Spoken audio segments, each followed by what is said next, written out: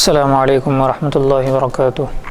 الحمد للہ رب العالمین والصلاة والسلام علی سید الانبیاء والمرسلین، اما بعد۔ محترم حاضرین و ناظرین و سامعین کرام، باب العلم انواریہ ایجوکیشنل سوسائٹی اور اس کے تحت چلنے والا ادارہ جامعہ انواریہ حیدرآباد دکن کے زیر اہتمام قرآن کریم کی مختلف تفاسیر بشمول سیاہ ستہ، حدیث اور فقہ کی 100 سے زائد کتابوں کی ویڈیو ریکارڈنگز کا سلسلہ شروع ہو چکا ہے، اور اسی کی ایک سنہری کڑی نسائی شریف ہے جس کا الحمدللہ روزانہ درس ہو رہا ہے، اور کتاب الطہارت کی تقریباً 200 کے قریب احادیث گزر چکی ہیں، اور یہ کتاب الطہارت برائے ایصال ثواب علامہ مولانا سید غوث محی الدین صدیقی رحمۃ اللہ علیہ فرزند علامہ مولانا بحر العلوم عبد القدیر صدیقی حضرت رحمۃ اللہ علیہ ہے۔ ہم نے اب تک وضو کے مسائل، اس کی فضیلت، اس کو توڑنے والی چیزیں اور اس کا سنت کا طریقہ کیا ہے اور اس کے فرائض کیا ہیں، اب تک ملاحظہ کر رہے تھے۔ اب یہاں سے غسل کے ابواب شروع ہو رہے ہیں کہ کن چیزوں سے غسل واجب ہوتا ہے اور کن چیزوں میں غسل کرنا مستحب ہے۔ باب نمبر 127، ذکر ما یوجب الغسل وما لا یوجبہ، یعنی ان چیزوں کا ذکر جو غسل کو واجب کرتی ہیں اور ان چیزوں کا ذکر جو غسل کو واجب نہیں کرتی، یعنی جن چیزوں سے غسل واجب ہوتا ہے ان چیزوں کا ذکر یہاں پر کیا جائے گا۔ تو ان چیزوں میں سے سب سے پہلی چیز غسل الکافر اذا اسلم، یعنی ایک کافر کا غسل کرنا جب وہ مسلمان ہو جائے، اسلام قبول کر لے۔ حدیث نمبر 190، اخبرنا عمرو بن علی قال حدثنا یحیی قال حدثنا سفیان عن الاغر وهو ابن الصباح عن خلیفة بن حسین عن قیس بن عاصم انه اسلم فامره النبی صلی اللہ علیہ وسلم ان یغتسل بماء وسدر۔ حضرت قیس بن عاصم رضی اللہ تعالیٰ عنہ سے روایت ہے، وہ مسلمان ہوئے تو حضور صلی اللہ علیہ وسلم نے حکم کیا ان کو غسل کرنے کا پانی اور بیری کے پتے سے۔ یہ ایک صحابی نے یعنی کفر کو چھوڑ کر اسلام قبول کیا تھا صحابی نے، تو حضور صلی اللہ علیہ وسلم نے ان کو ایک خاص غسل کرنے کا حکم دیا جو پانی اور بیری کے پتوں سے تھا۔ تو یہاں پر ایک بات تو یہ ہے کہ غسل کے لیے اللہ کے رسول صلی اللہ علیہ وسلم نے حکم دیا، اور خاص غسل یعنی بیری کے پتے بھی اس میں بتلائے، لیکن اس قول میں کہ جب بھی کوئی کافر اسلام لائے تو اس کے لیے غسل واجب ہوتا ہے یا واجب نہیں ہوتا، صرف مستحب ہے، تو اس میں تھوڑا سا اختلاف ہے۔ اکثر علماء کے نزدیک یہ غسل مستحب ہے، کیونکہ اس سے کوئی ظاہری نجاست تو وارد نہیں ہوئی، ظاہر نہیں ہوئی، اس لیے یہ اکثر علماء کا مذہب اور مسلک یہی ہے کہ یہ غسل مستحب ہے، اور بعض علماء کے نزدیک یہ غسل واجب بھی ہے۔ لیکن یہ اس لیے کہا گیا ہے کہ ایک کافر جب مسلمان ہوتا ہے تو اس کی دل کی گندگی ختم ہو رہی ہے، اس کی روحانی جو ناپاکی تھی، کفر سے ملی ہوئی اور شرک سے بھری ہوئی تھی، تو یہ گندگی اس کی ختم ہوئی، تو اس لیے رسول اللہ صلی اللہ علیہ وسلم نے ظاہری گندگی کو بھی ختم کر لینے کا ایک حکم دیا جو بطور استحباب ہے، یعنی مستحب طریقے پر ہے۔ باب نمبر 128، تقدیم غسل الکافر اذا اراد ان یسلم، جب کافر مسلمان ہونے کا ارادہ کرے تو غسل کرے۔ یہ جو باب ابھی آپ کے سامنے گزرا ہے یہ اسلام قبول کرنے کے بعد غسل کرنے کی بات تھی، اب یہاں پر یہ بات ہے کہ صرف ارادہ کرے اسلام قبول کرنے کا تو اس کو چاہیے کہ وہ غسل کر لے۔ حدیث نمبر 191، اخبرنا قتیبہ قال حدثنا اللیث عن سعید بن ابی سعید انه سمع ابا ہریرہ رضی اللہ عنہ یقول ان ثمامة بن اسال الحنفی انطلق إلى نخل قريب من المسجد فاغتسل ثم دخل المسجد فقال أشهد أن لا إله إلا الله وأن محمدا عبده ورسوله يا محمد والله ما كان على وجه الأرض وجه أبغض إلي من وجهك فقد أصبح وجهك أحب الوجوه كلها إلي وإن خيلك أخذتني وأنا أريد العمرة فماذا ترى؟ فبشره النبي صلى الله عليه وسلم وأمره أن يعتمر۔ حضرت ابو ہریرہ رضی اللہ عنہ سے روایت ہے، سمامہ بن اسال حنفی مسجد نبوی کے پاس ایک کھجور کے درخت کے تلے گئے، یعنی ایک کھجور کے نیچے گئے اور غسل کیا، پھر مسجد میں آئے اور کہا میں گواہی دیتا ہوں اس بات کی کہ نہیں ہے کوئی لائق پوجنے کے، یعنی کوئی عبادت کے لائق نہیں، کوئی معبود نہیں سوائے اللہ کے، اور بے شک حضرت محمد صلی اللہ علیہ وسلم اس کے بندے اور رسول ہیں۔ اے محمد صلی اللہ علیہ وسلم، خدا کی قسم ساری روئے زمین پر تمہارے منہ سے زیادہ مجھ کو کوئی منہ ناپسند نہ تھا، یعنی آپ کا چہرہ میرے نزدیک، نعوذ باللہ، اسلام لانے سے پہلے وہ اپنا حال بیان کر رہے ہیں کہ اسلام لانے سے پہلے آپ کے چہرے سے زیادہ مکروہ چہرہ، ناپسند چہرہ اور نفرت والا چہرہ آپ سے زیادہ میرے نزدیک کوئی بھی نہیں تھا اسلام لانے سے پہلے۔ اب تمہارا منہ، یعنی آپ کا چہرہ سب منہوں سے زیادہ مجھ کو پسند ہو گیا، یعنی سارے چہروں سے زیادہ اگر کوئی محبوب، کوئی پسندیدہ، کوئی محبت بھرا اگر میرے سامنے چہرہ ہے تو وہ آپ صلی اللہ علیہ وسلم کا ہے۔ تمہارے سواروں نے مجھ کو پکڑ لیا اور میں ارادہ رکھتا تھا عمرے کا، تو اب کیا فرماتے ہو؟ تو رسول اللہ صلی اللہ علیہ وسلم نے اس کو خوشخبری دی اور حکم کیا عمرہ ادا کرنے کا۔ تو یہاں پر حدیث کے آغاز میں ایک بات آئی کہ یہ جب حضور صلی اللہ علیہ وسلم کے پاس جانے سے پہلے ایک کھجور کے درخت کے نیچے گئے اور وہاں پر انہوں نے غسل کیا اپنے اسلام کو ظاہر کرنے سے پہلے، کیونکہ اسلام تو انہوں نے ظاہر کیا حضور صلی اللہ علیہ وسلم کے پاس آ کر، لیکن غسل اسلام ظاہر کرنے سے پہلے ہی کر لیا تھا۔ تو اسلام ظاہر کرنے کا جب، یعنی اسلام قبول کرنے کا جب ارادہ کر لے کوئی انسان تو اس کو چاہیے کہ وہ وضو کر لے، یہ بھی استحباب کے طریقے پر، یعنی مستحب ہے، پسندیدہ ہے غسل کر لینا، ورنہ وجوب کی تو کوئی صورت یہاں پر ظاہر نہیں ہے۔ تو اس کی مصلحت اور حکمت وہی ہے، جیسا کہ میں نے کہا کہ حضور صلی اللہ علیہ وسلم نے ظاہری گندگی کو بھی، یعنی مکمل طور پر انسان پاک ہو کر دائرے اسلام میں آئے، حلقہ اسلام میں آئے، اس لیے آپ صلی اللہ علیہ وسلم نے حکم کیا تھا۔ اس حدیث کے آخر میں ایک لفظ کہا گیا ہے مختصر یا مختصر، یعنی یہ جو حدیث ہے یہ حدیث مکمل یہاں پر بیان نہیں کی گئی ہے، اختصار کے ساتھ مختصر طور پر یہاں پر، یعنی تھوڑی سی جو اصل مقصد ہمارا تھا اس مقصد کو یہاں پر بیان کیا گیا ہے۔ باب نمبر 129، الغسل من موارات المشرک، مشرک کو دفنانے کے بعد، مشرک کو دفن کرنے کے بعد غسل کرنا۔ حدیث نمبر 192، اخبرنا محمد بن المثنى عن محمد قال حدثني شعبة عن ابي اسحاق قال سمعت ناجية بن كعب عن علي رضي الله عنه انه اتى النبي صلى الله عليه وسلم فقال ان ابا طالب مات فقال اذهب فواره، قال انه مات مشركا، قال اذهب فواره، فلما واريته رجعت اليه فقال لي اغتسل۔ حضرت علی رضی اللہ عنہ سے روایت ہے، وہ رسول اللہ صلی اللہ علیہ وسلم کے پاس آئے اور عرض کیا کہ ابو طالب مر گئے۔ آپ نے فرمایا جاؤ ان کو گاڑ آؤ، یعنی ان کو دفن کر کے آؤ۔ میں نے کہا وہ تو مشرک مرے ہیں، بس ان کا دفن کرنا کیا ضروری ہے؟ آپ صلی اللہ علیہ وسلم نے فرمایا جاؤ گاڑ آؤ۔ جب میں ان کو گاڑ کر آیا، یعنی دفن کر کے آیا آپ کے پاس، تو آپ صلی اللہ علیہ وسلم نے فرمایا غسل کرو۔ تو ابو طالب حضرت علی رضی اللہ تعالیٰ عنہ کے والد تھے اور ان سے اسلام کو بہت زیادہ تعاون ملا، حضور صلی اللہ علیہ وسلم کو ایک ہمت ملی ابو طالب سے، کیونکہ وہ آپ کے چچا تھے، اس لیے حضرت علی رضی اللہ تعالیٰ عنہ کے والد ہونے کی وجہ سے حضور صلی اللہ علیہ وسلم نے فرمایا کہ جاؤ ان کو دفنا کر آؤ، کیونکہ بیٹے ہیں ان کا ہی ایک فریضہ بنتا ہے، تو اس لیے حضرت علی جا کر ان کو دفنا کر آ گئے۔ جبکہ حضرت علی نے ظاہر بھی کیا کہ یہ مشرک ہیں، لیکن آپ نے فرمایا کہ جاؤ اور دفنا کر آؤ۔ لیکن اس کے بعد کا جو مرحلہ ہے وہ ہمارا محل استدلال، یعنی وہ اصل ہمارا مقصد ہے، وہ یہ ہے کہ ایک مشرک کو دفنا کر آنے کے بعد آپ صلی اللہ علیہ وسلم نے فرمایا کہ اب تم غسل کرو۔ تو یہ بھی ایک، کیونکہ ایک مشرک کے ساتھ ہو سکتا ہے کہ عذاب کے فرشتے ہوں، اس کے ساتھ بلائیں بھی جا رہی ہوں، آفتیں بھی جا رہی ہوں،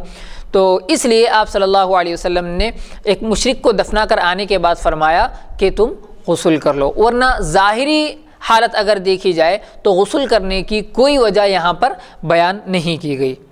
لیکن اس میں اکثر محدثین اور فقہاء علماء کرام کا اس میں اختلاف ہے کہ حضرت علی رضی اللہ عنہ کے جو والد مبارک ہے کہ بعض علماء یہ فرماتے ہیں کہ آپ نے اسلام قبول کیا تھا، آپ نے اسلام لایا تھا، لیکن بعض علماء یہ فرماتے ہیں کہ آپ اسلام نہیں لائے تھے، آپ کا انتقال اور وصال جو ہے کفر پر ہی ہوا۔ بہرحال اللہ بہتر جانے کیا ہے کیا نہیں، بعض ایسے چیزیں ہیں، بعض ایسے معاملات ہیں کہ اس میں کوئی اپنے ایک نقطہ نظر واضح کرنے کی ضرورت نہیں ہے، خاموشی اختیار کرنا میرے نزدیک میں اس کو بہتر اور عافیت سمجھتا ہوں۔ جبکہ حضرت ابو طالب جو ہے آپ کے بڑے ہی جو ہے نا اسلام پر احسانات رہے ہیں، جی بالکل، اور آپ نے بہت حضور علیہ الصلوۃ والسلام کا تعاون کیا، علم تفریح کی، مدد کی۔ جبکہ بعض لوگوں کا یہ کہنا ہے کہ حضرت موسیٰ علیہ السلام جب فرعون کے گھر میں جب آپ پرورش پا رہے تھے، جب آپ کو ڈبے میں سے نکالا گیا، بی بی آسیہ نے آپ کو جو ہے ڈبے میں سے نکالا، یہ بڑا نہایت خوبصورت بچہ، ہم اس کو پالیں گے، تو 120 عورتیں، مختلف علماء کرام اس کی جو ہے دلیل دیتے ہیں کہ 120 عورتوں کا انہوں نے دودھ نہیں پیا۔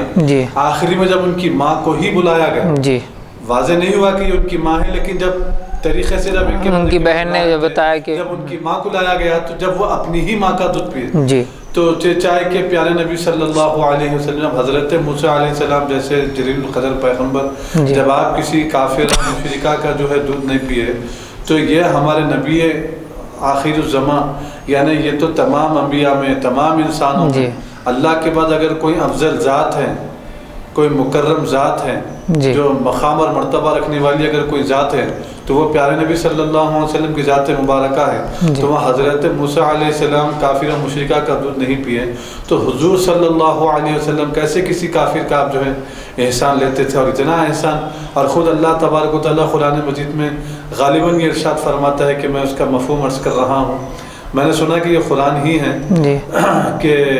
اے حبیب کیا ہم نے آپ کے لیے ایک ٹھکانہ، ایک بہتر گھر کا انتخاب نہیں کیا، آپ کے ایک بہتر سہارے کا انتخاب نہیں کیا؟ جس وقت یہ آیت مبارکہ نازل ہوئی، حضور صلی اللہ علیہ وسلم حضرت علی رضی اللہ عنہ کے والد محترم ہی کے گھر میں، یعنی ابو طالب کے ہی گھر میں آپ جو ہے وہاں رہ رہے تھے، وہاں کھا رہے تھے، ہم نے آپ کے بہترین کھانے کا انتظام کیا، ہم نے آپ کا بہترین رہنے کا انتظام کیا۔ تو جب اللہ خود آپ کی تعریف کر رہا ہے قرآن میں، تو اس سے جو ہے مطلب فوری جھٹ سے اگر ہم جو ہے مطلب بعض بڑے بڑے علماء میں جو ہے حضرت ابو طالب کو کافر بول دیتے ہیں، تو میرا نظریہ یہ ہے کہ بھائی کافر نہیں بولنا چاہیے۔ اگر آپ مومن و مسلمان صحابی بھی نہیں بولنا چاہ رہے، ٹھیک ہے، کافر ان بولی اپنی جگہ خاموش رہیے، ان کا معاملہ اللہ کے حوالے ہے، یہ بول کر خاموشی اختیار کر لینے میں زیادہ عافیت اور سلامتی میں ایسا سمجھتا ہوں۔ اس بارے میں آپ کا کیا نقطہ نظر ہے؟ اب جیسا کہ احادیث سے یہاں پر ظاہری اعتبار سے وضاحت کے ساتھ حضرت علی خود اپنے والد محترم کے بارے میں یہ فرما رہے ہیں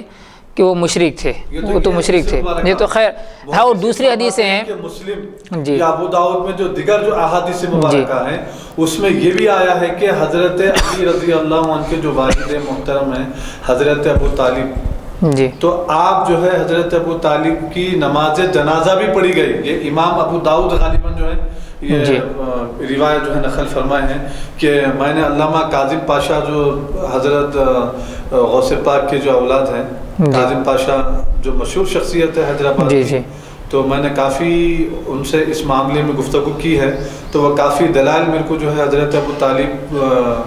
کے حوالے سے انہوں نے جو ہے پیش کیا تھا۔ تو ابو داؤد جو ہے آپ کے تعلق سے امام ابو داؤد یہ فرماتے ہیں، اور فلاں محدثین یہ فرماتے ہیں، اور بڑے بڑے کئی محدثین تو آپ کے ایمان کے قائل ہیں۔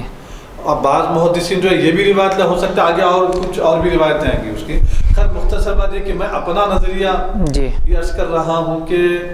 کسی ایسی شخصیت جن کے اسلام پر زیادہ احسانات رہے ہیں، اور پھر قرآن سے حضرت موسیٰ علیہ السلام کا یہ واقعہ، اور پھر خود قرآن مجید میں اللہ تعالیٰ حضرت یعنی ابو طالب کے مکان کو اللہ تعالیٰ نے خیر والا کر دیا ہے۔ اللہ تعالیٰ فرماتا ہے کہ اے حبیب ہم نے کیا آپ کے لیے بہترین ٹھکانہ عالم یجد کا یتیماً فآویٰ، پھر بہترین ٹھکانہ، بہترین کھانے کا انتظام ہم نے آپ کا نہیں کیا، ایک بہترین ساتھی ہم نے آپ کے لیے معاون اور مدد کے طور پر نہیں بنایا، کچھ ایسے اس کا مفہوم ہے آیت مبارکہ کا. تو مختصر یہ ہے کہ یہ ایک آزمائش بھی ہو سکتی ہے اس میں ایمان والوں کی. تو خیر دلیل نہیں، آزمائش تو خیر اللہ ایسا نہیں کرتا کہ آپ کسی کو کافر کہیں تو آپ کافر ہو جائیں گے، آپ کو عذاب ہوگا، آپ کسی کو مسلمان کہیں گے تو آپ کی آزمائش، یہ آزمائش تو نہیں ہے، لیکن ان کے اسلام کے واضح نہ ہونے کی وجہ سے اختلافات ہیں. جیسے یزید کے بارے میں ہے، یزید کے بارے میں بعض لوگ ان کو مسلمان مومن کہتے ہیں کیونکہ یہ کفر ظاہر نہیں ہے. ایسا نہیں ہے کہ کسی مومن کو آپ قتل کر رہے ہیں تو آپ کافر ہو گئے. جب تک آپ اپنے کفر کا اظہار نہیں کرتے، اپنے کفر کو ظاہر نہیں کرتے، آپ کافر نہیں ہیں. تو حضرت ہے کہ حضرت حسین کو ان کی وجہ سے قتل کیا گیا، ان کے حکم کی وجہ سے مارا گیا، شہید کیا گیا آپ کو، لیکن وہ کافر تو نہیں ہے نا. اپنے کفر کو تو انہوں نے ظاہر نہیں کیا کہ میں کافر ہوں، میں حسین کا دشمن ہوں، میں حسین کو نہیں مانتا. بیعت سے انکار کیا تھا لیکن ایمان سے انکار نہیں کیا. تو بعض لوگ اس وجہ سے ان کو کافر نہیں کہتے ہیں، اور بعض لوگوں نے جب کفر کو بھی ثابت کیا ہے. لیکن ایک آپ کو واضح طور پر کفر ثابت کیے، اور علامہ طاہر القادری صاحب بھی جو ہے کافر بولے. جی، تو اس پر جو ہے پیش کیا، اس پر بھی ایک وہ جماعت بھی ہے جو کہتی ہے کہ سکوت اختیار کیا جائے، خاموش. ان کو مسلمان کہنے میں آپ کا کوئی فائدہ نہیں ہے، یزید کو مسلمان کہنے میں آپ کا کوئی فائدہ نہیں ہے، یزید کو کافر کہنے میں آپ کا کوئی نقصان نہیں ہے، نہ آپ کا کوئی فائدہ ہے. ان سے کوئی لین دین ہی نہیں رکھنا ہے، ان کو اپنے حال پہ چھوڑ دینا اللہ کا معاملہ ہے. ہمیں یہ تو نہیں کہا گیا کہ تم لوگوں کے بھی اسلام اور کفر کے متعلق جان کر رکھو، تمہیں اس کے بارے میں بھی سوال ہوگا. یہ تو اس کا پابند ہی نہیں ہے مسلمان. لیکن اس حدیث میں بتایا گیا ہے کہ ابو طالب جو تھے وہ مشرک تھے. لیکن یہ بات ضرور ہے کہ ابو طالب کی وجہ سے اسلام کو، یعنی جب اسلام ابھی اسلام کی بنیاد رکھی گئی تھی، ابھی اسلام کچا تھا، کمزور تھا، ضعیف تھا، اس وقت ابو طالب نے اسلام کو یعنی اتنی قوت دی اور ان سے اتنا فائدہ ہوا اسلام کو کہ سارے کافر تھرا کر رہ گئے. کیونکہ ابو طالب بھی ان کی جماعت میں سے ایک تھے، سرداران قریش میں سے ایک تھے، اس لیے ان کی وجہ سے جو دشمنان اسلام تھے، سرداران قریش تھے، وہ کمزور پڑ گئے اور مسلمانوں کو تکلیفیں دینا کم کر دیے، مسلمانوں کو پریشان کرنا کم کر دیے. اور جب حضور صلی اللہ علیہ وسلم کے والد محترم کا انتقال ہو گیا تھا ولادت سے پہلے، پھر آپ کے والدہ محترمہ کا انتقال ہو گیا، تو پھر آپ کے دادا نے آپ کی پرورش کی، آپ کے دادا محترم کا بھی انتقال ہو گیا جد امجد کا، تو پھر ابو طالب نے آپ کی پرورش کی. تو گویا شروع سے یعنی بچپن سے آخر عمر تک ابو طالب کا ساتھ رہا اللہ کے رسول صلی اللہ علیہ وسلم سے، اور آپ کو بہت محبت بھی تھی. لیکن وہ جو بات ہے، ہو سکتا ہے کہ ابو طالب نے باطنی طور پر اسلام قبول کر لیا ہو، ظاہر نہیں کیا نا. تو اس وجہ سے اختلافات ہوتے ہیں. جب تک کوئی چیز ظاہر نہیں ہوتی، کوئی بات ظاہر نہیں ہوتی، اس کے متعلق کچھ نہیں کہا جا سکتا. تو یہاں پر جو باب چل رہا تھا یہ مشرک کو دفن کرنے کے بعد غسل کرنے کے بارے میں تھا. یعنی اس حدیث مبارک سے یہ بات بھی صاف ہوتی ہے کہ آپ کافروں کے موتوں میں ان کے جنازے میں بھی جا سکتے ہیں. یہاں تو اتنی واضح دلیل نہیں مل سکتی کیونکہ دوسرے صحابہ کا یہاں پر ذکر نہیں ہے. حضرت علی آپ کے وارث تھے، ابو طالب کے وارث تھے، اس لیے اللہ کے رسول صلی اللہ علیہ وسلم نے فرمایا کہ جاؤ ان کی تدفین کر کے آؤ. یہ بات تو نہیں ملتی کہ آپ جا سکتے، کیونکہ خود حضور صلی اللہ علیہ وسلم بیٹھے ہوئے ہیں، جبکہ آپ کو اتنا ساتھ ملا، ابو طالب کے اتنے احسانات ہیں آپ پر، لیکن آپ نہیں گئے. آپ نہیں گئے تو یہ تو ابھی واضح نہیں ہوتی یہ بات. باب نمبر 130 وجوب الغسل اذا التقى الختانان. جب مرد اور عورت دونوں کے ختنے کی جگہ اگر مل جائے، یعنی دونوں کے شرمگاہوں کا جو اگلا حصہ ہے، وہ ظاہری حصہ یا اگلا حصہ، جب وہ دو مل جائے تو بھی غسل واجب ہوتا ہے. یہاں پر غسل کے استحباب کی بات نہیں ہے، مستحب ہونے کی بات نہیں ہے، بلکہ غسل واجب ہو جاتا ہے اگرچہ کہ انزال نہ ہو. اندر داخل نہ ہو. جی، اندر داخل نہ ہو. نہیں، اندر داخل ہونا تو بہت دور کی بات ہے، وہ تو دخول میں آ جاتا، یہ صرف التقاء ہے یعنی ملنا. مثلا مرد کی شرمگاہ عورت کی شرمگاہ سے مل جانا، مرد کا جو ختنے والا جو حصہ ہوتا ہے بغیر کپڑوں کے التقاء کا وہی مطلب ہوتا ہے بغیر کپڑوں کے اگر مرد کے ختنے کی جگہ جو ہوتی ہے وہ حشفہ جس کو کہا جاتا ہے، حشفہ وغیرہ، تو وہ جگہ اگر عورت کی شرمگاہ سے مل جائے، عورت کے فرج سے اگر مل جائے، اگرچہ کہ انزال نہ ہو یعنی احتلام وغیرہ کچھ نہ ہو، پھر بھی غسل واجب ہو جاتا ہے. صرف مل جائے یا پھر اندر داخل ہو جائے؟ نہیں، اندر داخل ہونے کی بات نہیں ہے، صرف اگر مل جائے تو بھی واجب ہو جاتا ہے. دیکھیے حدیث. تو یہ امام شافعی کا مسئلہ نہیں، یہ سب کا ہے، سب کا ہے. اذا التقى الختانان تو وجب الغسل، یہ احناف کے نزدیک بھی ہے، سب کے نزدیک ہے. بلکہ میں یہ سنا تھا اب تک کہ یعنی ختنہ کا جو حصہ ہے جی شرمگاہ کا جی اتنا وہ چھپ جانا چاہیے ایک ظاہری طور پہ، بس عورت کی شرمگاہ میں اگر داخل ہو جائے جی تو تب غسل جو ہے فرض ہو جاتا ہے. جی. تو اب یہاں داخل تو بہت دور کی بات ہے، خالی داخل کا مطلب داخل اگر پورا ہو رہا تو وہ الگ بات ہے، اس کو تو خیر ہونا ہی ہونا ہے. تو ملنے کا مطلب بھی جو حشفہ ہوتا ہے، حشفہ یعنی جہاں تک ختنہ کی جاتی ہے وہ حصہ بھی اگر تھوڑا سا چھپ جائے عورت کی شرمگاہ میں تو غسل واجب ہو جاتا ہے. دیکھیے اخبرنا محمد بن عبد الاعلى قال حدثنا خالد قال حدثنا شعبة عن قتادة قال سمعت الحسن يحدث عن ابي رافع عن ابي هريرة رضي الله عنه ان رسول الله صلى الله عليه وسلم قال اذا جلس بين شعبها الاربع ثم اجتهد فقد وجب الغسل. حضرت ابو ہریرہ رضی اللہ عنہ سے روایت ہے کہ حضور صلی اللہ علیہ وسلم نے فرمایا جب مرد عورت کے چو شاخے یعنی چار کونے جس کو کہتے ہیں چو شاخے یعنی دونوں پنڈلیوں اور دونوں رانوں میں بیٹھے پھر زور کرے یعنی ثم اجتہد پھر زور لگائے یا پھر ایسا کرے کہ یا کوئی کوشش کرے اپنی ضرورت پوری کرنے کی کوشش کرے تو غسل واجب ہو جائے گا. تو اس کا مطلب یہ ہے کہ چوزانوں بیٹھ جانا وہ کسی بھی طرح ہو سکتا ہے، جیسے پیروں کو دو کونے اور رانوں کو دو کونے اس طرح بھی کہا جا سکتا ہے، یا پھر دونوں ہاتھ دونوں پیر. تو جب ان چاروں کونوں کے درمیان مرد ہو جاتا ہے اور جمع کرنے کی ہم بستری کرنے کی کوشش کرتا ہے، حالانکہ کر دیا کی بات نہیں ہے، یہاں پر صرف کوشش کر رہا ہے کام کرنے کی یا زور لگا رہا ہے، تو صرف اگر چھپ بھی جاتا ہے وہ حشفہ تو غسل واجب ہو جاتا ہے. یہ سب کے نزدیک ہے. حدیث نمبر 194 اخبرنا ابراہیم بن یعقوب بن اسحاق الجوزجانی قال حدثني عبد الله بن يوسف قال حدثنا عيسى بن يونس قال حدثنا اشعث بن عبد الملك عن ابن سيرين عن ابي هريره ان رسول الله صلى الله عليه وسلم قال اذا قعد بين شعبها الاربع ثم اجتهد فقد وجب الغسل. حضرت ابو ہریرہ رضی اللہ عنہ سے مروی ہے کہ حضور صلی اللہ علیہ وسلم نے فرمایا جب مرد عورت کے چاروں کونوں میں بیٹھے فقد وجب الغسل تو غسل واجب ہو جاتا ہے. قال ابو عبد الرحمن هذا خطأ والصواب اشعث عن الحسن عن ابي هريره وقد روى الحديث عن شعبة النضر بن سميل غيره كما رواه خالد. امام نسائی نے آگے بتلایا ہے کہ اس سند میں تھوڑی سی غلطی ہے، خطا ہے، اصل سند یہ ہے. باب نمبر 131 الغسل من المنی، تو جب منی نکل جائے تو غسل کرنا چاہیے. حدیث نمبر 195 اخبرنا قتيبة بن سعيد وعلي بن حجر واللفظ لقتيبة قال حدثنا عبيدة بن حميد عن الركين بن الربيع عن حسين بن قبيصة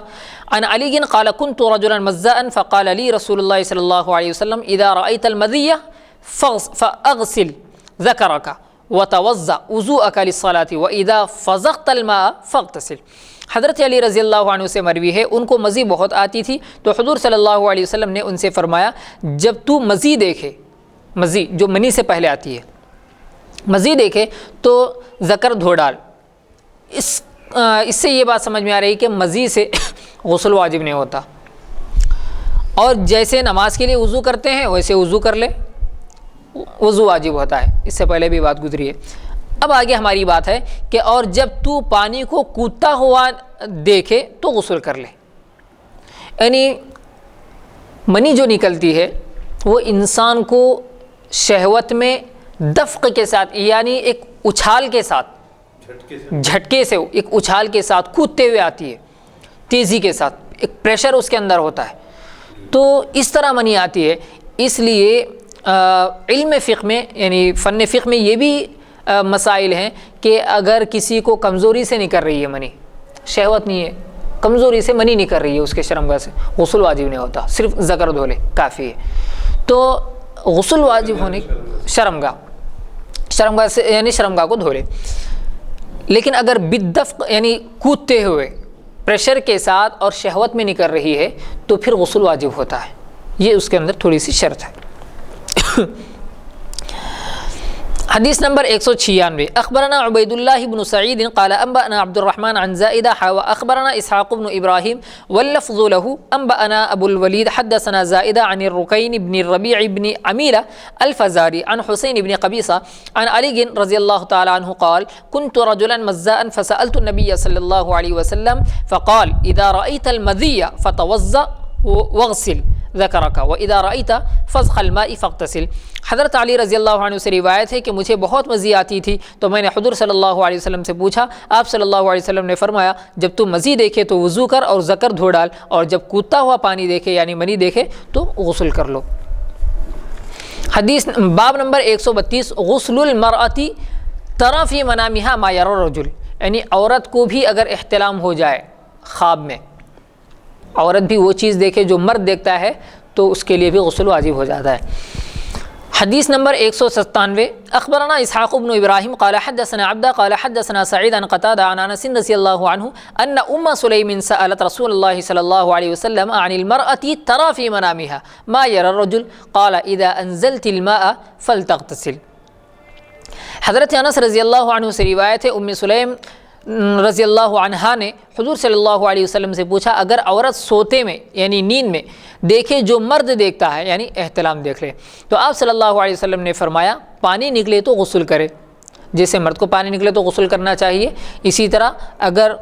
عورت کو بھی پانی نکلے تو وہ غسل کرنا چاہیے۔ یعنی مرد اپنے خواب میں دیکھتا ہے کہ وہ جماع کر رہا ہے یعنی ہم بستری کر رہا ہے، تو ایسی حالت میں خواب میں دیکھنے کی وجہ سے اس کو حقیقت میں احتلام ہوتا ہے تو اس پر غسل واجب ہوتا ہے۔ اسی طرح اگر عورت بھی دیکھ لے، خواب میں دیکھ لے کچھ یہ اور اس کو پانی نکل گیا تو اس پر بھی غسل واجب ہو جاتا ہے۔ حدیث نمبر 198 اخبرنا کثیر بن عبید عن محمد بن حرب عن الزبیدی عن الزہری عن عمرہ ان عائشة اخبرته ان ام سلیم کلمت رسول اللہ صلی اللہ علیہ وسلم وعائشة جالسة فقالت له یا رسول اللہ ان اللہ لا يستحی من الحق ارأيت المرأة ترى في النوم ما يرى الرجل افتغتسل من ذلك فقال لها رسول الله صلى الله عليه وسلم نعم۔ قالت عائشة فقلت لها اف لك او ترى المرأة ذلك فالتفت إلي رسول الله صلى الله عليه وسلم فقال تربت يمينك فمن أين يكون الشبه۔ حضرت عائشہ رضی اللہ عنہا سے روایت ہے ام سلیم نے حضور صلی اللہ علیہ وسلم سے کہا اور حضرت عائشہ رضی اللہ عنہا آپ کے پاس بیٹھی ہوئی تھی، یا رسول اللہ نہیں شرماتا ہے حق بات کہنے سے، جب عورت خواب میں دیکھے جو مرد دیکھتا ہے تو کیا وہ غسل کرے؟ حضور صلی اللہ علیہ وسلم نے فرمایا ہاں غسل کرے۔ عائشہ رضی اللہ عنہا نے کہا افسوس ہے تجھ پر، کیا عورت بھی ایسا دیکھتی ہے؟ حضور صلی اللہ علیہ وسلم نے فرمایا خاک لگے تیرے ہاتھ کو، پھر صورت کیسے ملتی ہے؟ تو یہاں پر اس حدیث میں یہ بتلایا گیا ہے کہ حضرت ام سلیم رضی اللہ عنہا نے عورت کے احتلام کے بارے میں، عورت کے انزال کے بارے میں حضور صلی اللہ علیہ وسلم سے پوچھا کہ کیا اگر عورت ایسا دیکھ لے تو کیا اس کو بھی غسل کرنا چاہیے، غسل واجب ہوتا ہے؟ تو آپ صلی اللہ علیہ وسلم نے فرمایا کہ اگر پانی دیکھ لے یعنی حقیقت میں اگر تری دیکھے، گیلا پن دیکھے اٹھنے کے بعد تو اس پر غسل واجب ہو جاتا ہے۔ تو حضرت عائشہ نے شرماتے ہوئے یا پھر اسی طرح عورت یعنی حضرت ام سلیم سے پوچھا کہ کیا عورت بھی ایسا دیکھتی ہے کہ اس کو بھی خواب میں کچھ نظر آئے اور وہ تری دیکھ لے یعنی احتلام دیکھ لے تو عورت کو بھی ایسا ہوتا ہے؟ تو آپ صلی اللہ علیہ وسلم نے فرمایا یعنی اس کا مطلب یہ ہے کہ ہاں عورت بھی ایسا دیکھتی ہے، اس لیے بچوں میں شکلیں کبھی باپ سے ملتی ہیں اور کبھی ماں سے ملتی ہیں۔ آگے وہ آئیں گی حدیث جس کے اندر یہ لکھا ہوا ہے، یعنی یہ مطلب ہے اس میں کہ اگر عورت کی منی پہلے آ جائے یا عورت کی منی سبقت کر جائے تو پھر جو بچہ پیدا ہوگا اس سے وہ بچہ عورت کی شکل کا ہوگا۔ اگر مرد کی منی سبقت کر جائے یعنی پہلے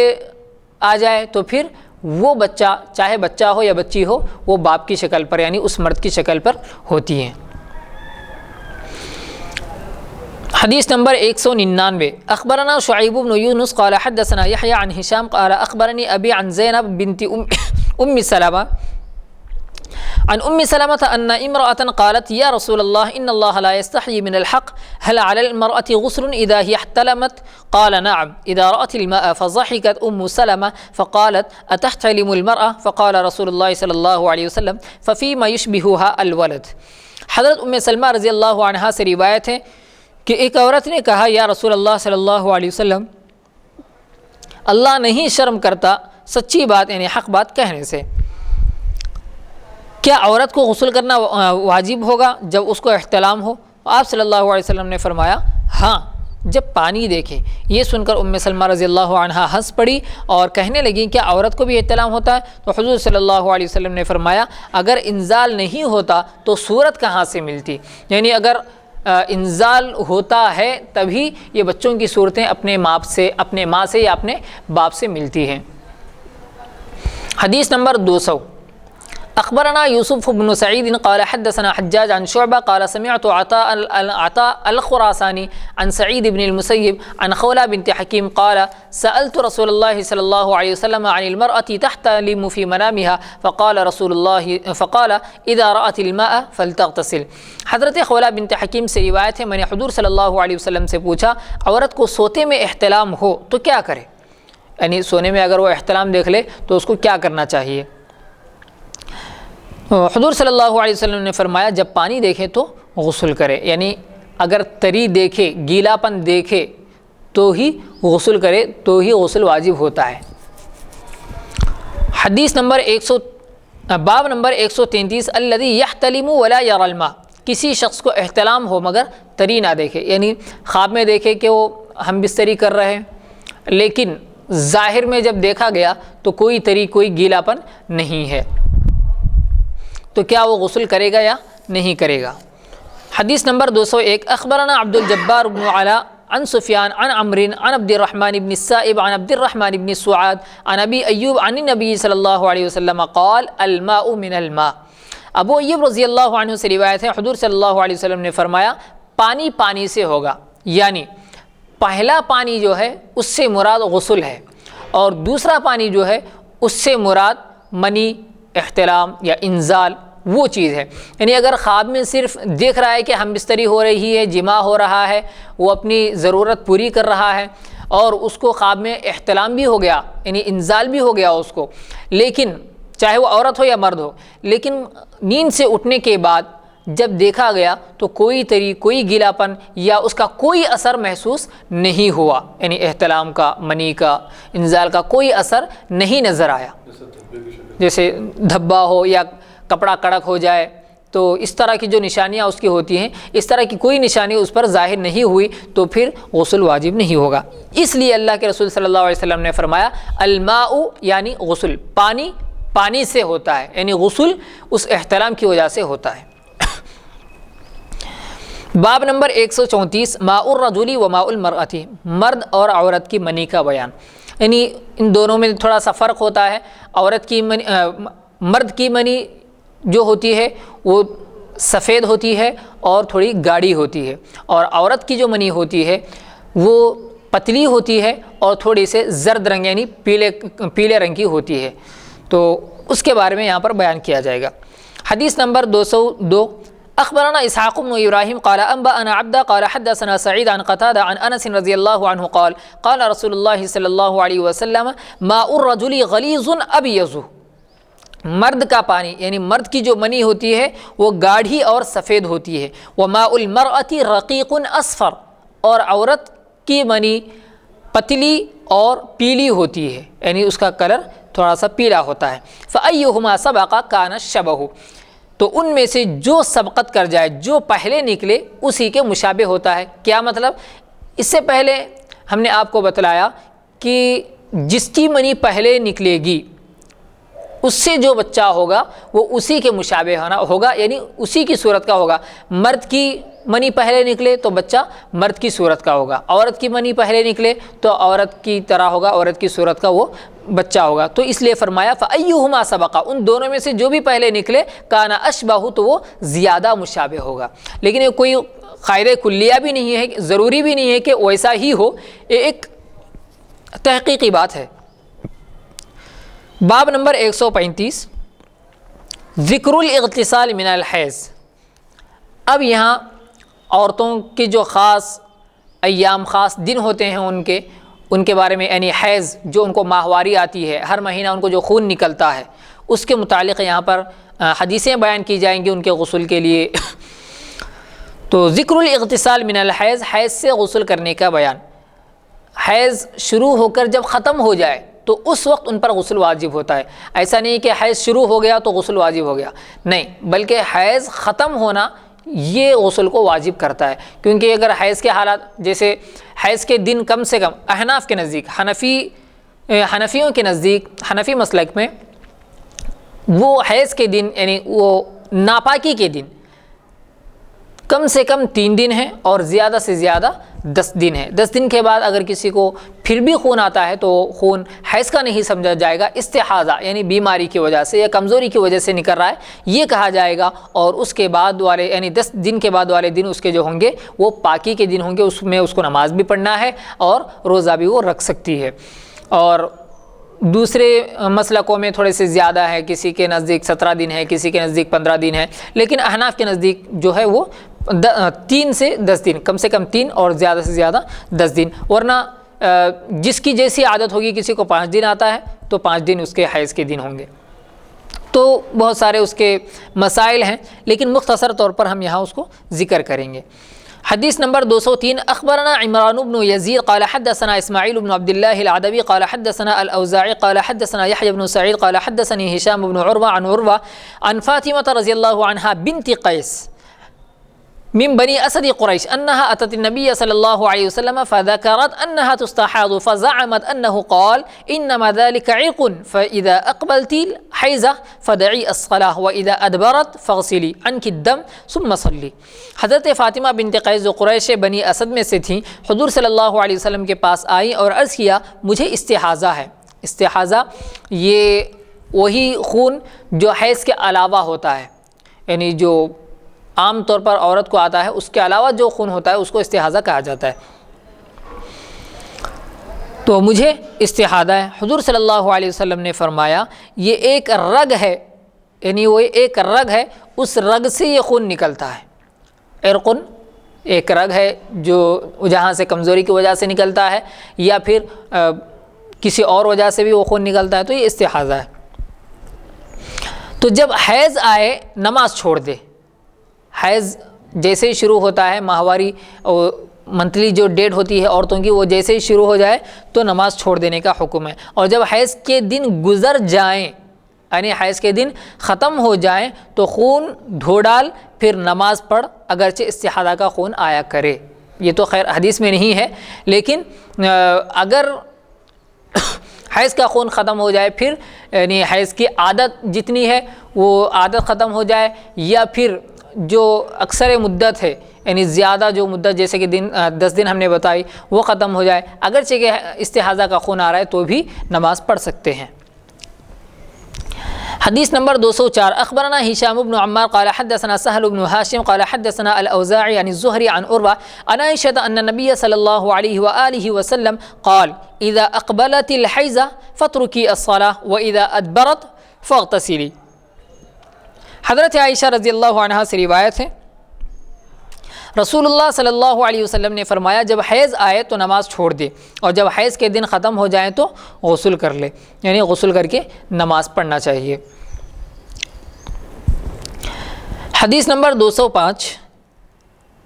اخبرنا عمران بن یزید قال حدثنا اسماعیل بن عبد الله قال حدثنا الاوزاعی قال حدثنا الزهري عن عروة وعمرة عن عائشة قالت استحيزت ام حبیبہ بنت جحش 7 سنین فاشتكت ذلك إلى رسول الله صلى الله عليه وسلم فقال رسول الله صلى الله عليه وسلم إن هذه ليست بالحيزة ولكن هذا عرق فاغتسلي ثم صلي۔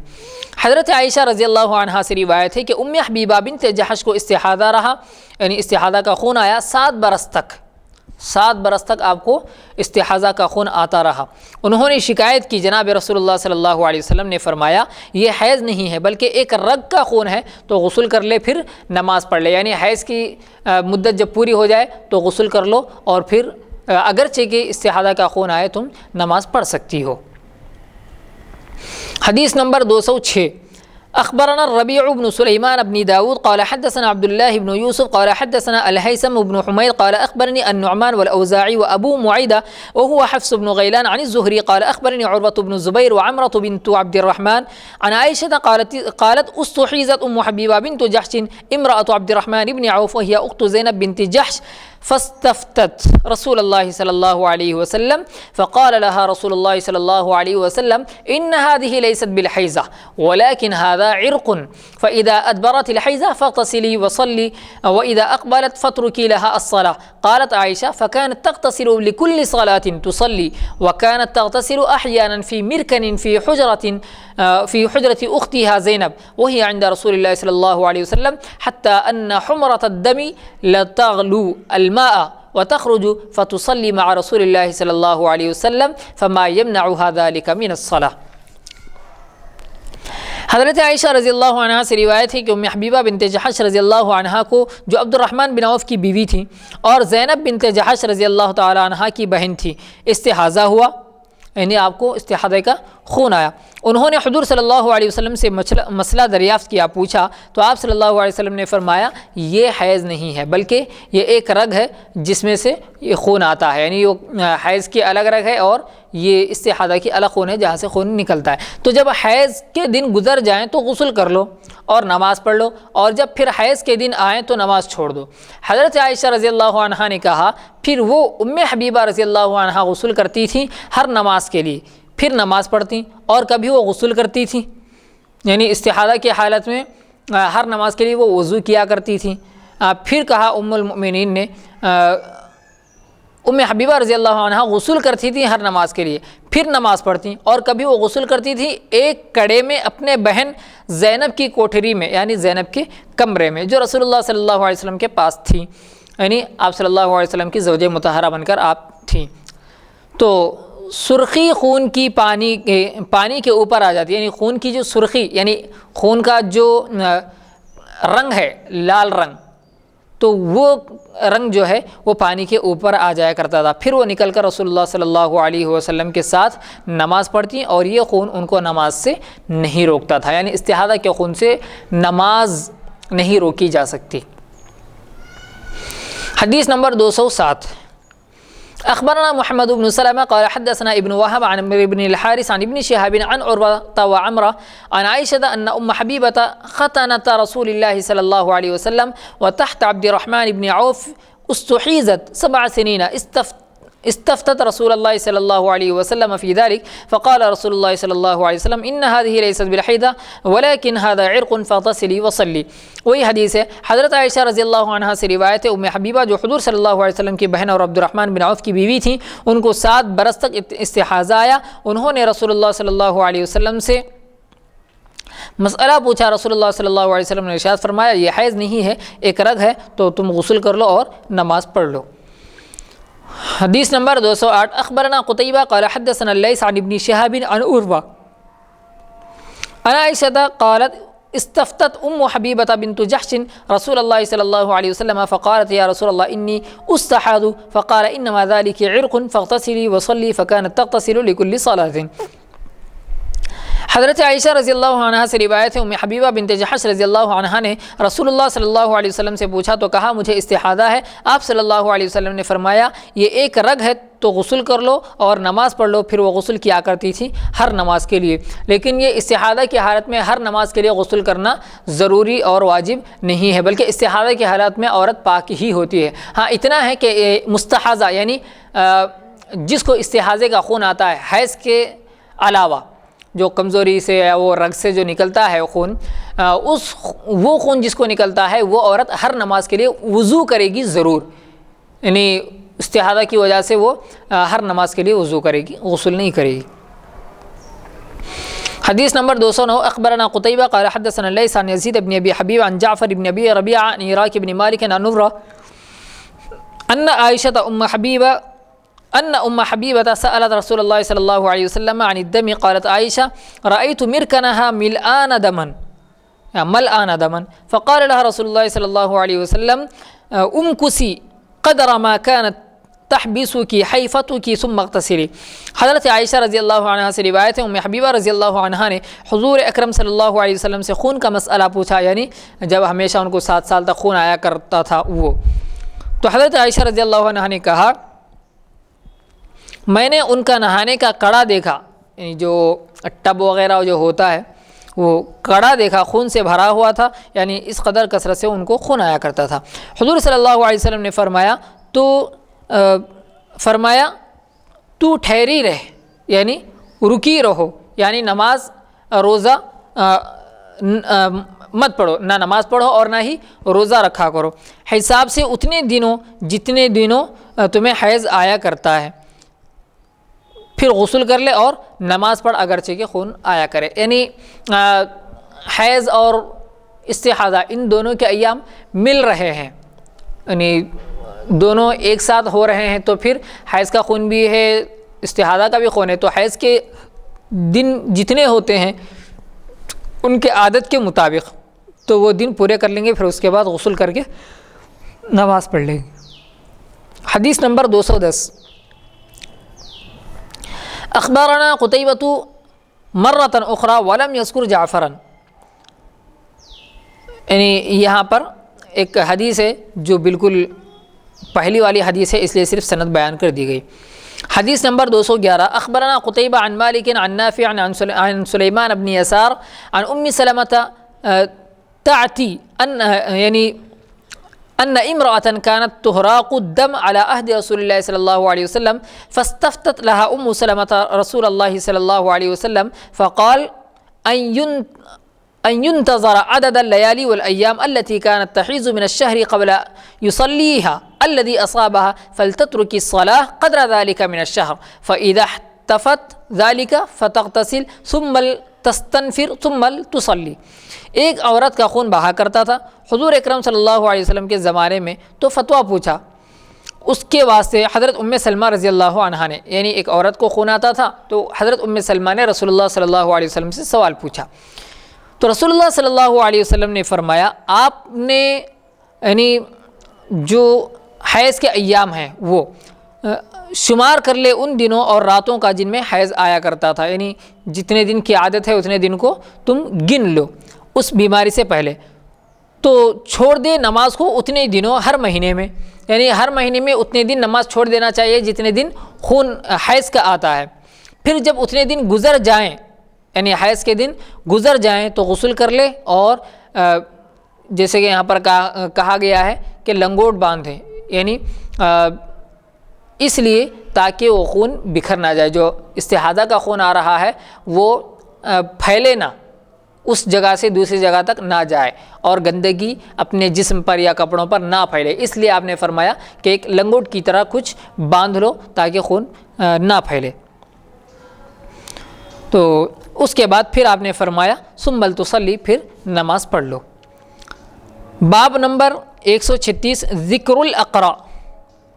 قرا کس کو کہتے ہیں؟ جیسے کہ قرآن میں آیا والمطلقات یتربصن بانفسہن ثلاثۃ قروء، قروء یہ اقرا سے ہے، تو کس کو کہتے ہیں؟ حیض سے پاک ہونے کو یا طہر کو، یہ کیا ہے اس کو ذکر کر رہے ہیں۔ حدیث نمبر 212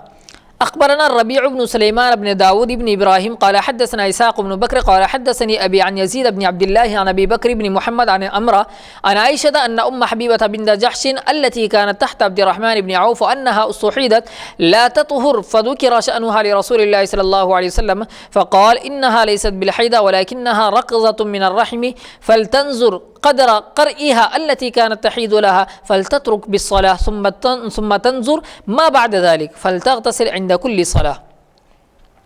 حضرت عائشہ رضی اللہ عنہا سے روایت ہے، ام حبیبہ بنت جحش رضی اللہ عنہ جو حضرت عبد الرحمن بن عوف کی بیوی تھیں، ان کو استحاضہ ہو گیا، یعنی ان کو استحاضہ خون آ رہا تھا، کسی طرح پاک نہ ہوتی تھیں۔ جناب رسول اللہ صلی اللہ علیہ وسلم سے ان کا ذکر کیا گیا تو آپ صلی اللہ علیہ وسلم نے فرمایا یہ حیض نہیں ہے بلکہ یہ ایک چوٹ ہے، یعنی ایک زخم ہے۔ ہاں، رحم میں اگر کوئی زخم ہو جائے تو اس کی وجہ سے بھی یہ استحاضہ کا خون نکلتا ہے، یا پھر کسی کمزوری کی وجہ سے، رحم کی کمزوری کی وجہ سے، یا وہ جو خون نکلتا ہے اس کے رگ میں اگر کوئی زخم وغیرہ آ گیا تو بھی وہ خون نکلتا ہے۔ یہ ایک رحم کی چوٹ ہے، تو دیکھ لو، شمار کر لو اپنے قرأ کا، یعنی جو قرأ یعنی حیض، یہاں پر قرأ کو حیض کے معنی میں لیا گیا ہے۔ قرأ جو لفظ کہا گیا ہے، جیسے ہم نے ذکر الاقراء کا عنوان بھی آپ کو بتلایا، اور قرآن میں بھی والمطلقات یتربصن بانفسهن ثلاثة قروء، قروء کا جو لفظ ہے وہ یہاں پر حیض کے لیے استعمال کیا گیا ہے۔ تو اپنے قرأ کے جتنے دن ہیں ان کو شمار کر لو، اس کو جتنا حیض آتا تھا، پھر چھوڑ دو نماز کو ان دنوں میں، بعد اس کے غسل کر ہر نماز پر، یعنی جتنے دن حیض آتا تھا، جتنے دن ناپاک خون آتا تھا ان کو تھوڑا سا شمار کر لو، یعنی گن لو کتنے دن ہیں وہ۔ اس کے بعد ان دنوں کو چھوڑ کر جیسے وہ دن ختم ہو جائیں گے، مثلا 5 دن ہیں حیض کے، تو 5 دن ختم ہو گئے تو غسل کر لو اور نماز پڑھ لو۔ اس کے بعد جو خون آئے گا وہ خون استحاضہ کا ہے، کمزوری کی وجہ سے، رحم میں زخم ہونے کی وجہ سے آتا ہے، اس سے پاکی پر کوئی اثر نہیں پڑے گا۔ نماز فرض ہے، نماز پڑھنا پڑے گی۔ جی جی ضروری ہے، نماز پڑھنا ضروری ہے۔ عام طور پر یعنی جو عادت ہوتی ہے کہ بعض عورتوں کو 3 دن نکلتا ہے، جی، بعض عورتوں کو جو پیریڈز ہوتے ہیں، جو حیض ہوتا ہے، یعنی بعض کو 7 دن، زیادہ سے زیادہ 10 دن سے، جی جی، تو وہ ہمیشہ جو عادت ہے، معمول ہے، جی، جو خون نکلنے کا، جو پیریڈز آنے کا جو معمول ہے، جو عادت ہے، تو وہ شمار کرنا چاہیے۔ جی، اگر یعنی اب عادت جو ہے وہ 5 دن نکلنے کی ہے، خون آنے کی ہے، عادت کسی کو 7 دن آنے کی ہے، جی، عادت کسی کو 4 دن آنے کی ہے، تو 4 دن دیکھ لیں، جی، اس کے بعد 5ویں دن سے وہ نماز پڑھ سکتے ہیں۔ جی جی، 5 دنوں کے بعد جو خون نکل رہا ہے، جو خون آ رہا ہے، جی، تو وہ خون کو ناپاک نہیں سمجھا جائے گا بلکہ وہ پاکی میں شمار کیا۔ تو اس کو اگر ناپاکی سمجھ کے عام طور پر جو عورتیں نمازیں قضا کرتی ہیں، نمازیں چھوڑ دیتی ہیں، تو اس حدیث مبارکہ میں ان عورتوں کے لیے یہ تعلیم ہے، یہ پیغام ہے، یہ میسج ہے کہ وہ نماز پڑھیں، نماز چھوڑنا نہیں چاہیے، عادت کے مطابق جو خون آ رہا ہے جی، اسی کو شمار کریں۔ جی، اب عادت کے بعد یعنی اس سے اضافہ والے دن اگر خون آ رہا ہے تو پھر وہ شرعی اعتبار سے اس کو بیماری میں شمار کیا جائے، جی، بیمار ہے، اب اس کا علاج کرائیے، جی، لیکن حالت ناپاکی اس کو نہیں کہا جائے، جی، ناپاکی کی حالت میں اس کو شمار نہیں کیا جائے گا۔ اس کے اندر تھوڑے سے جزئیات ہیں، یعنی چھوٹے چھوٹے مسائل ہیں، جیسے مثال کے طور پر اب یہ بعض عورتوں کی کوئی عادت نہیں ہوتی، کبھی اس کو 5 دن آتا ہے، کبھی 3 دن، کبھی 7 دن، کبھی 8 دن، کبھی 10 دن، یعنی اس کی ایک عادت نہیں بنی، تو اس عورت کے لیے مسئلہ یہ ہے کہ وہ 10 دن تک انتظار کرے، جو زیادہ سے زیادہ کی مدت ہے، 10 دن تک انتظار کرے۔ 10 دن کے بعد بھی اگر اس کو خون نکل رہا ہے تو اب 11ویں دن سے وہ نماز پڑھے گی غسل کر کے۔ ایک بات یہ ہو گئی۔ اگر کوئی مبتدیہ ہے، یعنی ابھی ابھی لڑکی بالغ ہوئی ہے، اس کو خون آ رہا ہے، اس کو خون آ رہا ہے، تو ابھی اس کی عادت نہیں بنی، جیسے مثال کے طور پہ ابھی بالغ ہوئی، اب اس کا پہلا مہینہ ہے، اب اس کی عادت نہیں بنی، اس کو 7 دن خون آیا، اب دوسرے مہینے میں اس کو 10 دن خون آ گیا، تیسرے مہینے میں اس کو 12 دن آ گیا، تو ابھی کیونکہ مبتدیہ یعنی ابھی ابھی اس کو شروع ہوا ہے خون آنا، یعنی ابھی بالغ ہوئی ہے، حیض کا خون آ رہا ہے، تو اب اس کو 10 دن تک، اس کو بھی مبتدیہ کو بھی 10 دن تک انتظار کرنا ہوگا۔ 10 دن کے بعد جو 2 دن اور اس کو نکل رہا ہے وہ حیض کی حالت نہیں ہے، وہ استحاضہ کی حالت، یعنی پاکی کے دن ہے اس کے، لیکن اتنا ہے کہ ہر نماز کے لیے وضو کرے گی، ہر نماز کے لیے وضو کرے گی اور نماز پڑھے گی، غسل کی اس کو کوئی ضرورت نہیں ہے۔ ہاں اگر کسی کی عادت ہے، ہر نماز سے مراد یہ ہے، ہاں جی، ہر فرض نماز کے لیے وضو کرے گی، ہر فرض نماز کے لیے۔ اچھا سوال آپ نے کیا کہ ایسا نہیں ہے کہ آپ نے ظہر کی 4 رکعت فرض نماز پڑھ لی، اب پھر اس کے بعد آپ سنتیں پڑھنا چاہتے ہیں، جا کر وضو کریں گے، نفل پڑھنا چاہتے ہیں، جا کر وضو کریں گے، ایسا نہیں ہے، ہر فرض نماز کے لیے۔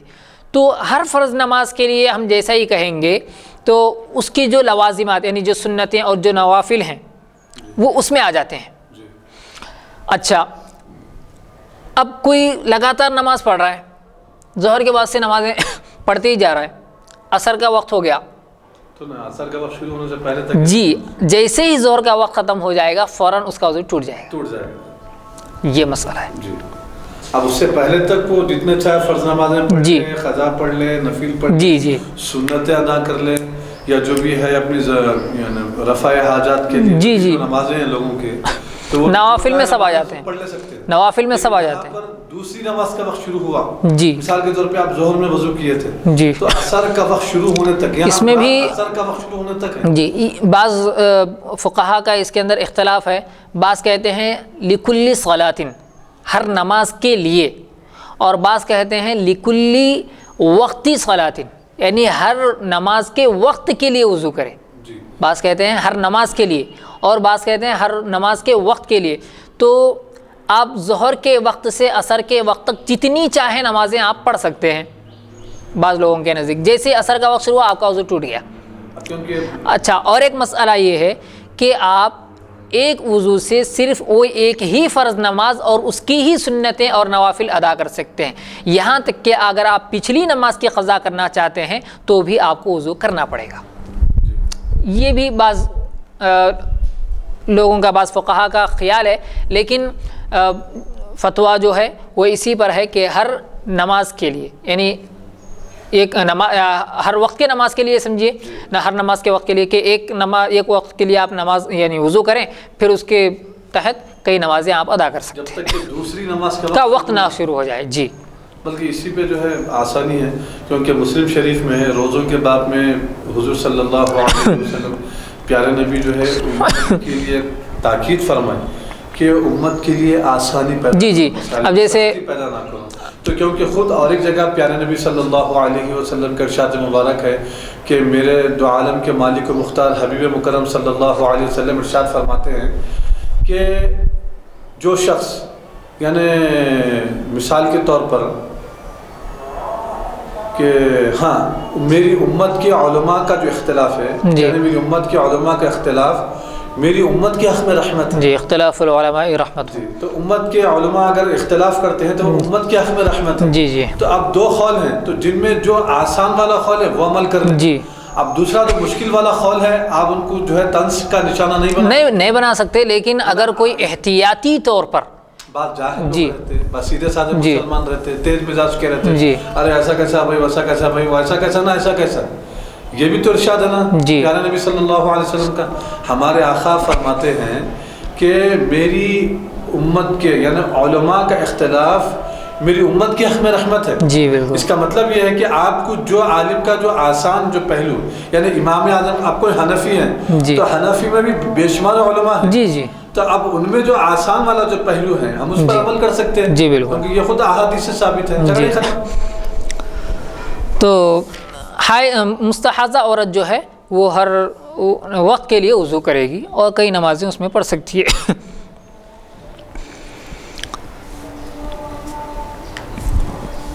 حدیث نمبر 214. أخبرنا عيسى بن محمد قال حدثنا الليث عن يزيد بن أبي حبيب عن بكير بن عبد الله عن المنذر بن المغيرة عن عروة أن فاطمة بنت أبي جبيش حدثت أنها أتت رسول الله صلى الله عليه وسلم فشكت إليه الدم فقال له رسول الله صلى الله عليه وسلم إنما ذلك عرق، يعني وہ ایک رگ ہے. فانظري إذا أتاك قرؤك فلا تصلي فإذا مر قرؤك فتطهري ثم صلي ما بين القرء إلى القرء حيض هذا دليل على أن الأقراء حيض. تو حضرت فاطمہ بنت ابی جبیش رضی اللہ عنہا رسول اللہ صلی اللہ علیہ وسلم کے پاس آئی اور شکایت کی خون کی، یعنی خون آنے کی. تو آپ صلی اللہ علیہ وسلم نے فرمایا یہ ایک رگ ہے، تو دیکھتی رہ، یعنی تم دیکھتی رہو جب تک تیرا قرء یعنی حیض آئے. تو نماز مت پڑھ جب تک حیض آئے، پھر جب چلا جائے یعنی پاک ہو جائے، حیض کا خون ختم ہو جائے تو نماز پڑھ دوسرے حیض تک، یعنی جب تک دوسرا حیض نہ آ جائے جب تک تم نماز پڑھو. حیض آ جائے مطلب حیض کا وقت آ جائے. اور ایک چھوٹی سی بات یہ کہہ دینا ضروری ہے کہ ہماری عورتیں جو ہیں معاشرے کی، یہ اپنے ایام جو اپنے دن یا اپنی جو ڈیٹ دیکھتی ہیں یہ شمسی اعتبار سے دیکھتی ہیں، سورج کے اعتبار سے، جو ایسا سمجھیے کہ جو انگریزی تاریخ ہے، انگلش ڈیٹ، اس حساب سے دیکھتی ہیں اور پریشان ہو جاتی ہیں. کہ میرا دن ایک پیچھے ہو گیا، میرا دن ایک آگے ہو گیا، میں 2 دن پیچھے ہو گئی، پریشان ہو جاتی ہے. نہیں، یہ قمری تاریخ کے اعتبار سے ہوتا ہے. چاند کی جو تاریخ ہے اس اسلامی تاریخ کے حساب سے عورت کو حیض آتا ہے، تو اس حساب سے ان کو دیکھنا چاہیے. قال ابو عبد الرحمن وقد روى هذا الحديث هشام بن عروة ولم يذكر فيه ما ذكر المنذر. حدیث نمبر 215 اخبرنا اسحاق بن ابراہیم قال اخبرنا عبدہ ووکیع وابو معاویہ قالوا حدثنا هشام بن عروة عن ابی عن عائشة قالت جاءت فاطمة بنت ابي جبيش الى رسول الله صلى الله عليه وسلم فقالت اني امرأة استحاض فلا اطهر فادعوا الصلاة قال لا انما فادعوا الصلاة فقال لا انما ذلك عرق وليس بالحيضة فاذا اقبلت الحيضة فدعي الصلاة واذا ادبرت فاغسلي عنك الدم وصلي. حضرت عائشہ رضی اللہ عنہا سے روایت ہے، فاطمہ بنت ابی جبیش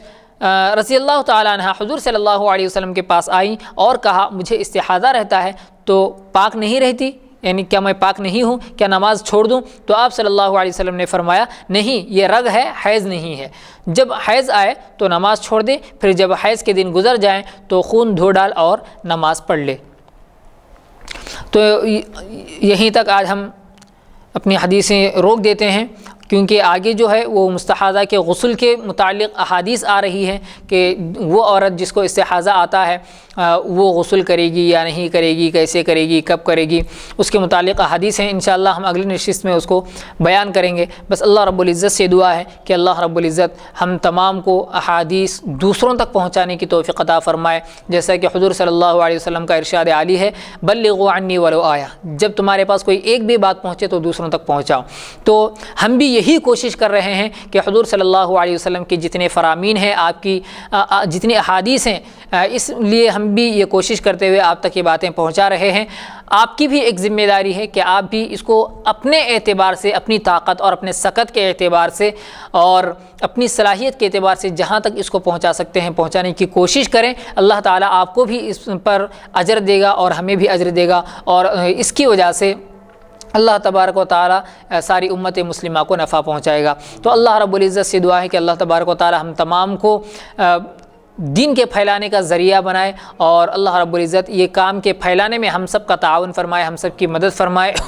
اللہ رب العزت جان میں ہماری برکت عطا فرمائے، مال میں برکت عطا فرمائے، ہماری اولاد کو نیک اور صالح بنائے، ہماری اولاد کو بھی دین کے پھیلنے کا ایک ذریعہ بنائے. اللہ تبارک و تعالی ہر اعتبار سے ہمیں قبول فرمائے. ساری امت مسلمہ کے نوجوانوں کو، ضعیفوں کو، عورتوں کو، مردوں کو، سب کو اللہ رب العزت قبول فرمائے اور اخلاص کی دولت سے ہم سب کو مالا مال فرمائے. اللہ رب العزت ہم تمام کو